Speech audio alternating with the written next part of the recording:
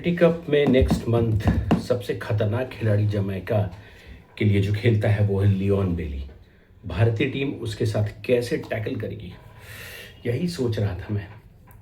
तो मेरे हिसाब से लियोन बेली को रोकने का सबसे अच्छा तरीका है स्पेस मत दो, डबल मार्किंग करो और अंदर कट करने से रोको। इसी वीडियो पे चर्चा करेंगे, बने रहिए मेरे साथ। लियोन बेली आधुनिक फुटबॉल के ऐसे विंगर हैं जिनका खेल स्पीड, डायरेक्ट अटैक और गोल करने की मानसिकता पर आधारित है। बेली की सबसे बड़ी ताकत जो है ना, उसकी गति है, स्पीड। 1-to-1 के सिचुएशन में डिफेंडर को वो बड़ी आसानी से पीछे छोड़ देता है और जैसे ही उसको थोड़ा सा स्पेस मिलता है, तुरंत स्प्रिंट करता है और डिफेंडर को तोड़ देता है, चाहे डिफेंस की लेयर 2-3 क्यों ना हो।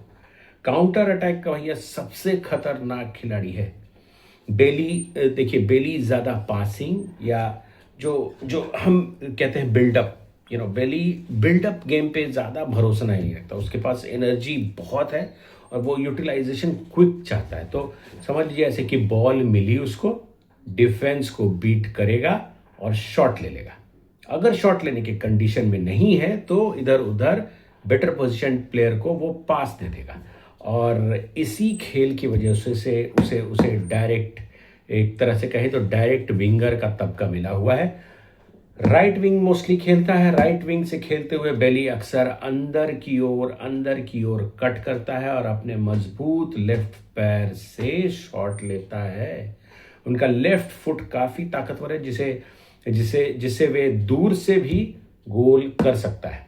इस स्टाइल को इन्वर्टेड विंगर कहते हैं, जो मोस्टली राइट विंग से इन्वर्ट की तरफ आते हैं और अपने लेफ्ट फुट से शॉट लेते हैं। तो ये बड़ा ही समझ लीजिए खतरनाक खिलाड़ी है। फिजिकलिटी बहुत स्ट्रांग है, हाइट भी अच्छी है, बिल्डअप शरीर का जो गठन है वो गठीला शरीर है, टाइट बॉडी है और बहुत तेज स्पीड है। तो आते हैं अब उसके ड्रिबलिंग पे। उसकी ड्रिबलिंग का जो है, जो उसकी ड्रिबलिंग ज़्यादा ट्रिक्स पर आधारित नहीं करती, जैसे हमारे लिस्टन कोलासो ट्रिक्स लगाते हैं, ट्रिक्स पर आधारित नहीं करती। वो तेज टच या एक्यूरेट फर्स्ट टच और अचानक दिशा बदलता है, अचानक, और डिफेंडर को पता नहीं चलता है कि दिशा बदल देगा। वो अचानक दिशा बदलता है और उसके साथ साथ स्पीड का भी इस्तेमाल करता है। इसी वजह से डिफेंडर के लिए उसको रोक पाना वाकई में मुश्किल है। तो एस्टन विला के लिए खेलते हुए बेली काउंटर अटैक में अहम भूमिका निभाता है। जैसे ही टीम बॉल जीतती है, जैसे उसकी टीम अगर बॉल अक्वायर करती है तो बेली अचानक से तुरंत आगे दौड़ लगाता है और विरोधी टीम के डिफेंस को चौंका देता है। बेली सिर्फ एक साथ नहीं बल्कि बिना बॉल के भी खतरनाक होता है। बिना बॉल के भी सही समय पर रन लगाना, डिफेंस के पीछे स्पेस बनाना और रिबाउंड की स्थिति में सही पोजीशन पर आ जाना, ये सब बेली का फुटबॉल स्किल है ना। ये मैं आपसे इसलिए डिस्कस कर रहा हूँ कि भगवान करे मेरी वीडियो पहुंच जाए और हम लियोन बेली पर खास स्टडी करें हमारे कोच, और जमैका वाले मैच में हम कुछ शायद अच्छा कर पाए, ड्रॉ पे रोक ले या फिर जीत जाए या पेनल्टी शूटआउट तक लेके जाए। खैर, आते हैं, कभी कभी लियोन बेली का कुछ नेगेटिव भी है। लियोन बेली में ऐसी बात नहीं है कि पॉजिटिव भी है। कभी कभी लियोन बेली का जो डिसीजन मेकिंग है ना, वो आपको स्टेबल नहीं दिखेगा। फाइनल पास या फिनिशिंग में लगातार वो अच्छा नहीं रहता है, पर 90% चांसेस वो अच्छा ही रहता है। डिफेंस में कहें तो उसका योगदान औसत है और कंसिस्टेंट नहीं है। तो मैच वाले दिन ज़रूर मैं भगवान से प्रार्थना करूंगा कि वो कंसिस्टेंट ना हो और हमें मौका मिले। तो लियोन बेली इन समरी एक high risk high reward winger है।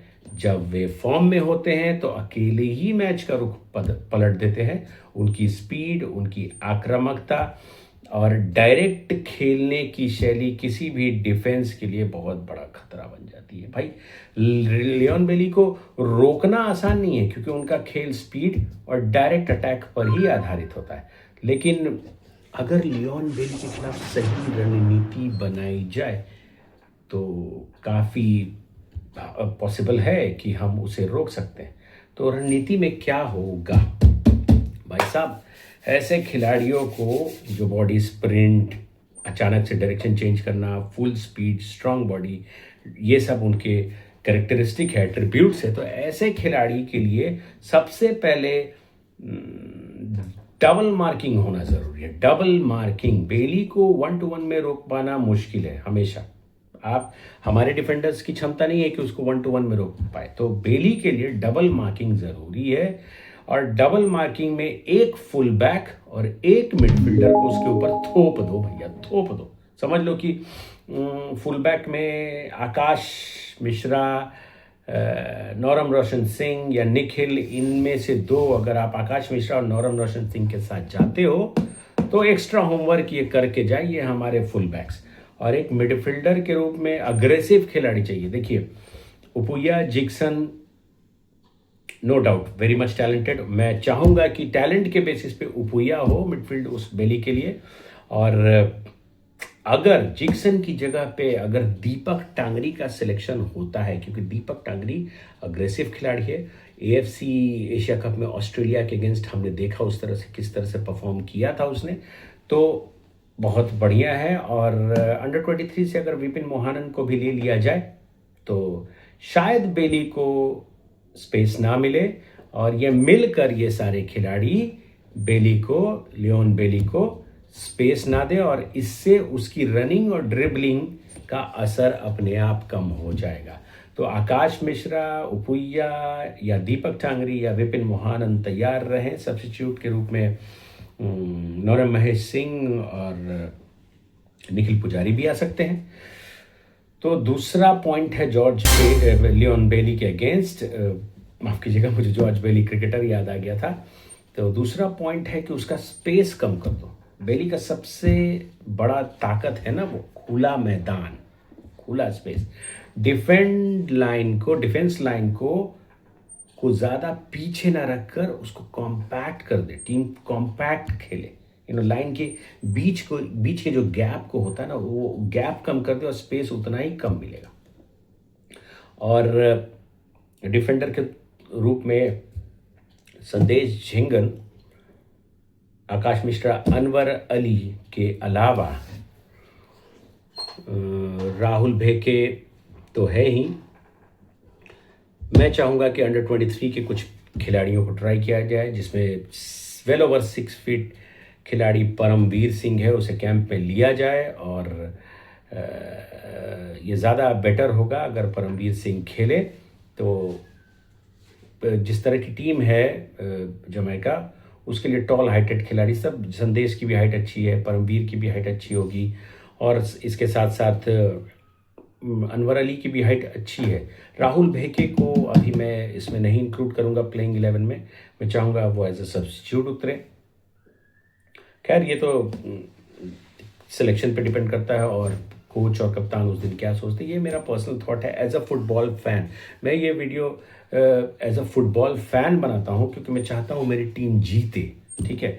तो जॉर्ज बेली के लिए तीसरी स्ट्रैटेजी ये, माफ कीजिएगा बार बार जॉर्ज बेली, लियोन बेली के लिए तीसरी स्ट्रैटेजी ये होगी कि मैं चाहूँगा कि उसको बाहर की तरफ धकेले, अंदर कट करने का मौका ना दे।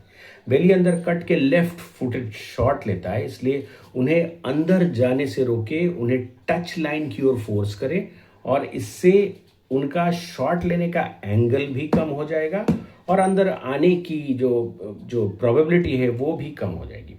चौथी स्ट्रैटेजी मैं इसके अगेंस्ट चाहूँगा, जल्दी प्रेस करना। लियोन बेली को बॉल मिलते ही समय नहीं देना चाहिए। देखिए, साफ साफ तुरंत क्लोज डाउन करें, उसे मौका ही ना दे। और अगर उसे टाइम मिला तो समझ लो कि वो डिफेंडर को बड़ी आसानी से बीट कर सकता है। मेरा मानना ज़रूरी है कि परमवीर इसमें हो, क्योंकि परमवीर टॉल हाइट है, अग्रेसिव खिलाड़ी है, और एक वो जज्बा जो है ना कि I want to prove myself, वो अंडर 23 के प्लेयर साथ लेके आते हैं। तो परमवीर का होना बहुत ज़रूरी है।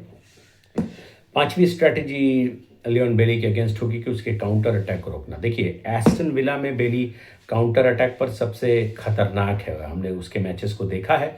जब आपकी टीम अटैक करे तो पीछे 2-3 जब अटैक करे तो पीछे 2-3 खिलाड़ी हमेशा कवर रखें, बॉल खोते ही तुरंत रिकवर करें, इससे बेली को खुला मैदान नहीं मिलेगा। और छठी स्ट्रैटेजी ये मैं बोलूँगा कि फिजिकल गेम खेले, क्योंकि उन्हें अब हमारी टीम को चाहिए कि उन्हें अपने बॉडी कांटेक्ट में रखे, रन करते ही उन पर हल्का प्रेशर डाले।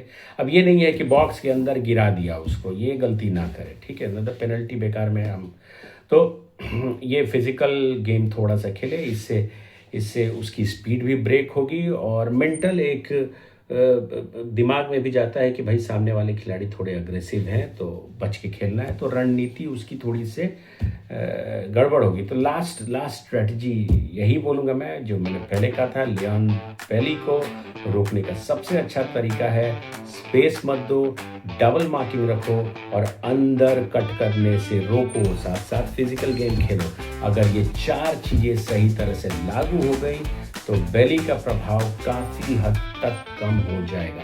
तो ये था video about Leon Bailey, India versus Jamaica. इस खिलाड़ी पर हमें खास नज़र रखिए। 2 और खिलाड़ी हैं जिन पे खास नज़र रखिए, मैं अगली वीडियो में बताऊंगा। तब तक के लिए जय हिंद, जय भारत।